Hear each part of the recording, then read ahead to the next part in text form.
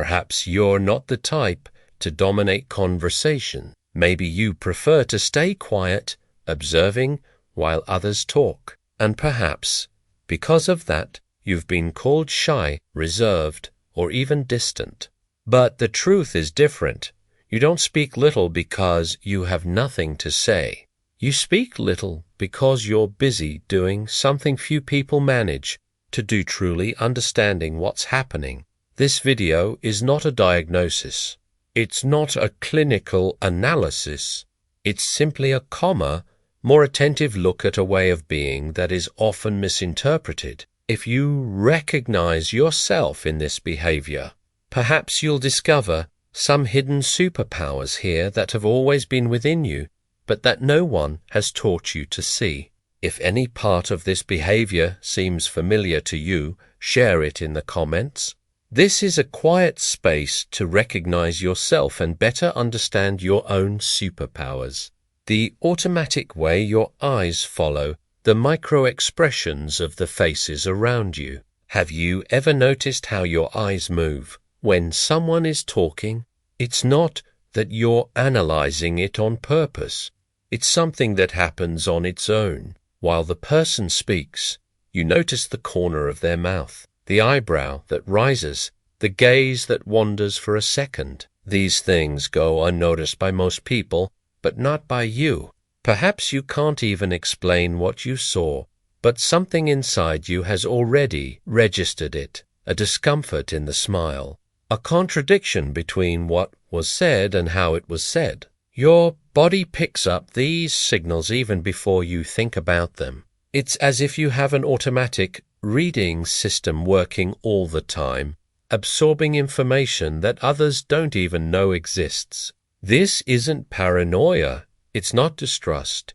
It's a silent superpower of perception. While others only hear the words, you read the entire context, the tone, the expression, the energy, and often you understand more about what the person truly feels than they themselves can say. How does your body remain still while absorbing details that others ignore?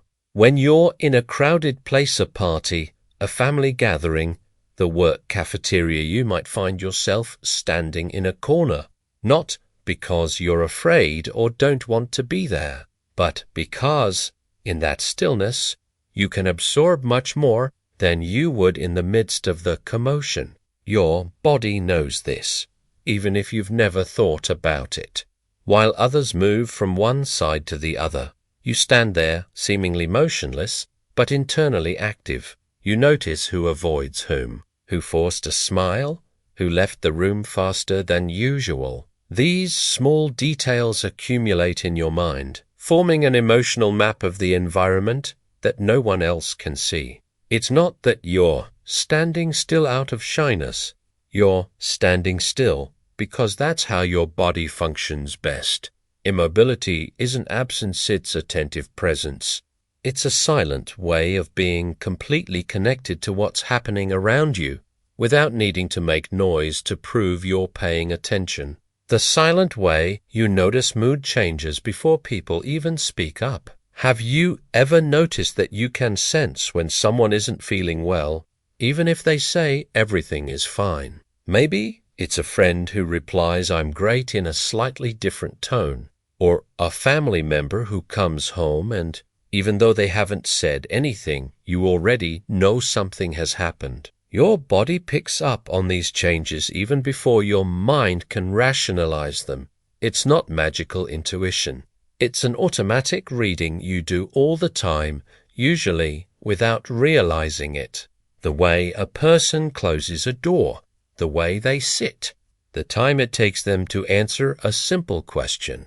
These signals come to you so naturally that sometimes it seems like you simply know, but in reality, you've observed them. This superpower of anticipating other people's moods can be tiring at times, because you carry information that no one has spoken aloud. But it's also a rare gift. While others only react after the problem explodes, you were already there, sensing the change in the air, ready to understand even before the words appeared. If you've noticed this way of reacting in yourself or someone close to you, right? This sounds like me. This helps this video reach more people who think and feel similarly. The way their long pauses reveal deep processing happening internally. Perhaps you've heard someone say, "You take too long to answer," or "Why do you stay silent for so long?" And maybe you don't even know how to explain it properly.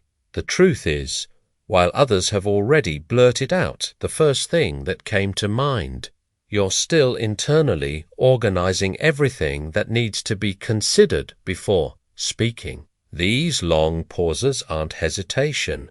They aren't insecurity. They're the time your mind needs to process layers of information that others don't even realize exist. You don't just answer the question, you think about the context, the tone, the intention behind the words. What might happen after your answer? It's a lot happening at the same time, but inside. While some might think you froze, you're actually doing something far more complex. You're building a complete understanding of the situation. And when you finally speak, it's usually something thoughtful, balanced, and much deeper than an automatic response. Your silence isn't empty, it's full of processing. How their silence acts as an antenna, picking up what is left unsaid in conversations. Have you ever noticed that when you're quiet, during a conversation, you can perceive things that the person speaking doesn't? While others are focused on responding, defending their point of view, or waiting their turn to speak, you're there, silently, picking up on everything that wasn't said. The awkward pauses, the changes of subject, what someone avoided mentioning. Your silence is not passivity. It's an active way of being present. It functions like a sensitive antenna that picks up frequencies that go unnoticed in the rush of conversation. You notice when someone changes the subject, when they shift their tone when talking about a specific topic, when they force a laugh to disguise discomfort. All of this reaches you because you're not busy filling the space with your own words. And the most interesting thing is that often you understand the conversation better than the person speaking, because while they are caught up in what they want to say, you are free to perceive what is really being communicated, not just with words, but with everything that lies between them. The natural way you identify inconsistencies between words and body language. Perhaps you've been in a situation where someone said one thing, but something inside you felt off. The person said, "I loved it," but their body language conveyed something else.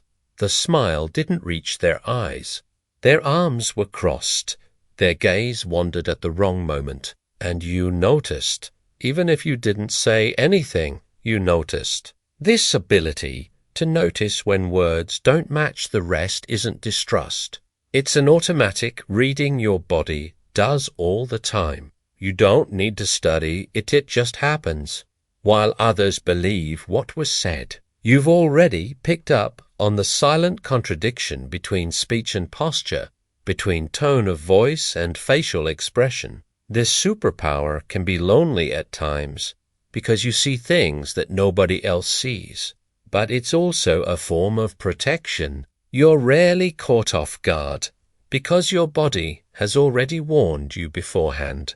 You don't ignore the signs, you read them with a clarity that few possess, even without ever having formally learned how to do so. The way your body relaxes when it's finally alone processing everything.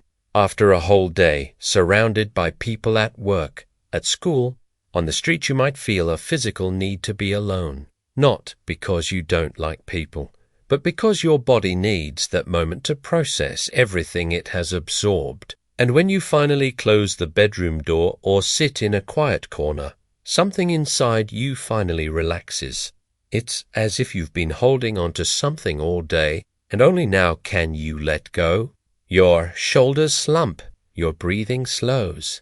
Your mind begins to organize everything it has absorbed, every conversation, every glance, every perceived tension. You're not running away from the world. You're emotionally digesting everything you've experienced, and that requires silence. This time alone isn't isolation, it's maintenance. It's your body's way of processing the intensity of the world without getting lost in it. While others recharge their energy by being with more people, you recharge by going inward, reorganizing everything, returning each thing to its internal place. And that's not weakness, it's the body's wisdom. How your stillness protects you from reacting before you truly understand the situation.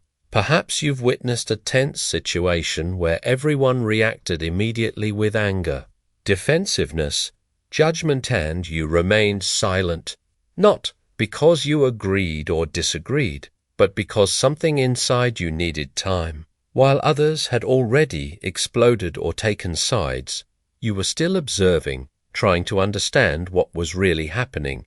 This stillness is a natural protection. It prevents you from reacting impulsively, from saying something you can't take back, from making a decision based only on the surface of the situation. Your body knows that first impressions aren't always the truest, and that's why it holds you back, keeps you silent until you've absorbed enough information to form a real understanding.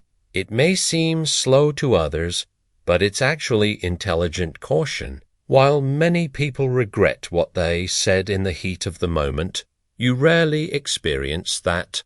Your quietness isn't a mission, it's a sophisticated way of ensuring that when you finally speak or act, it will be based on deep understanding, not automatic reaction. If this explanation has made things clearer about your personality, please comment. Now I understand better. Your participation strengthens this self-awareness community.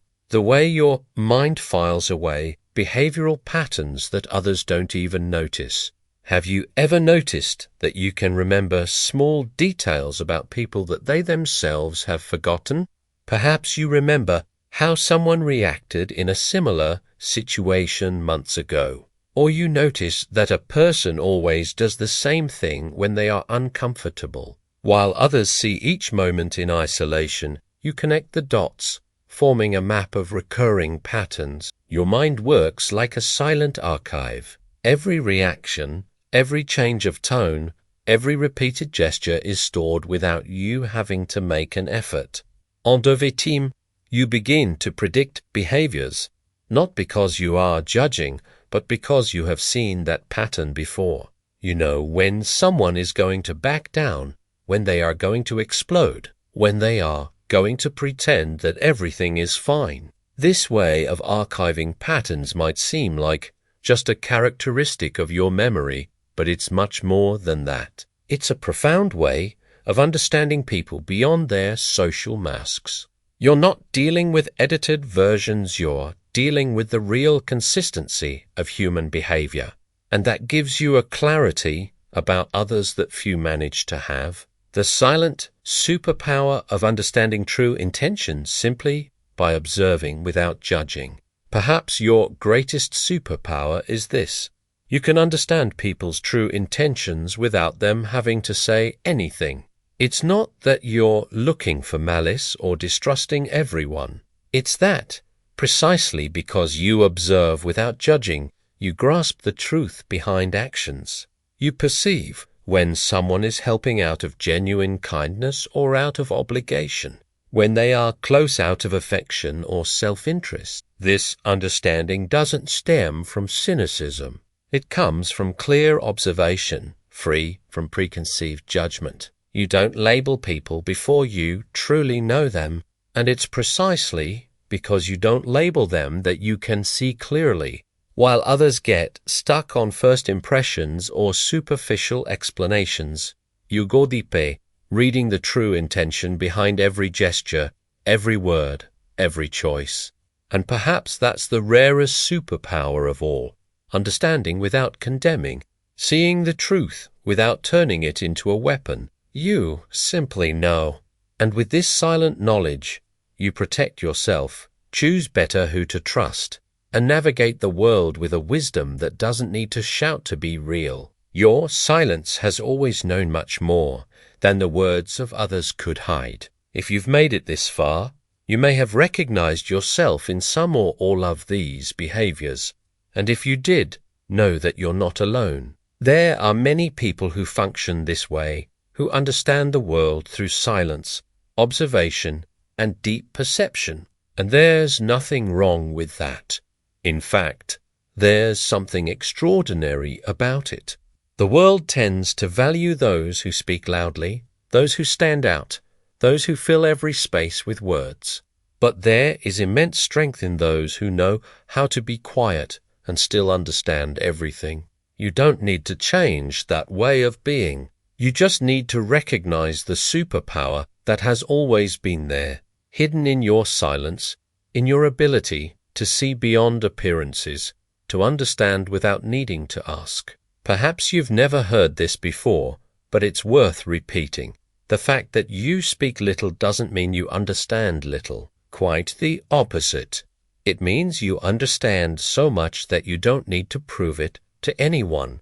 And that, in itself, is a rare wisdom. Have you ever noticed this type of behavior in yourself or someone you care about? Share your experience in the comments. Sometimes, just reading similar stories makes us feel much less alone. If you enjoy content that reveals the hidden superpowers in your personality, subscribe to the channel. Here, we look at common daily habits with a calmer, deeper, and more human perspective.